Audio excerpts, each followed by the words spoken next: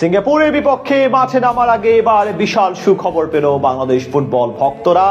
গোটা দক্ষিণ এশিয়ার সবচেয়ে বড় ইতিহাসের সাক্ষী হতে চলেছে টিম টাইগার্স, যার মাধ্যমে যুক্ত হবে দেশের ফুটবল অঙ্গনের নতুন জাগরণ। হামজার পর এবার আরো একবার বড় নিউজ তৈরি হবে আগামী ম্যাচকে ঘিরে।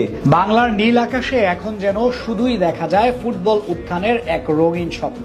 চারদিকে হইচই, আবারও সেই 90 দশকের ঐতিহ্য ফিরে আসছে দেশের ফুটবল মহলে। এক হামজার আগমনে রাতারাতি সবকিছুতে বদল এসেছে।